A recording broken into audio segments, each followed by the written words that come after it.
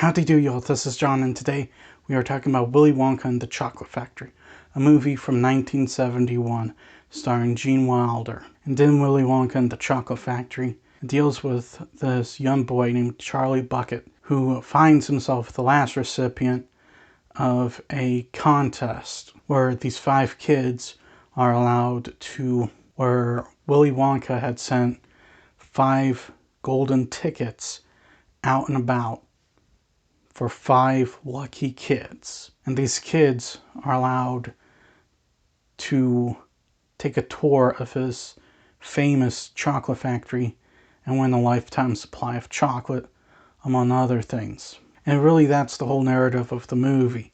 This kid finds a golden ticket and takes a tour of this famous chocolate factory. The thing is that despite having such a simple premise, the book, Charlie and the Chocolate Factory, and this movie adaptation are classics. Why? Because there's a lot more to this story than just this simple, kind of generic premise. Because as this tour goes on, it becomes clear that the whole point of the story is to talk about decency. You have Charlie, who's the main character, and he's this decent guy. The other 4 kids, they're all, oh boy, they've all got some kind of extremely negative thing about them. Either they're gluttons of some kind, whether it be food or TV, they're prideful, they're arrogant, self-centered.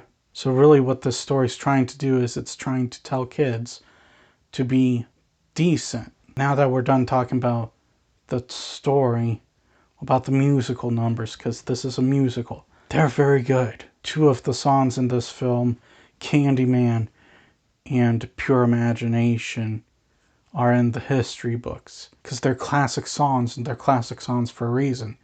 Because they're extremely well written. And really all the songs are very well written. Even the Oompa Loompas songs, which are all short and simple, are very well written. Also, the character of Willy Wonka, you know, he's very iconic. Willy Wonka is very eccentric, very strange, kind of a goofball in a nut. The type of person you would expect a chocolatier to be. And Gene Wilder, you know, Gene Wilder really owned this role. Now, from a visual standpoint, some stuff has not aged well. I understand that. I was watching it in 4K UHD quality, which almost everything 50 years ago, you know, some stuff looks dated. However, really with this movie's case, it's really just how advanced video quality has gotten that has caused this. Because really, like everyone who worked on this movie, they were doing the best they could with the resources they had. You can see that. So all in all, Willy Wonka and the Chocolate Factory, 52 years later, this movie is a classic. And I can see why. I grew up with this movie, even though it was made long before I was born. I grew up with it simultaneously along with the remake that came out when I was a kid by Tim Burton, Charlie and the Chocolate Factory. Honestly, I love this film. And if you have not checked it out, I would highly recommend it. I'm going to give Willy Wonka and the Chocolate Factory a 10.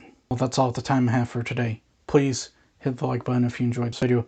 Please also subscribe if you're new to the channel. And as always, please remember, the Badetsky way.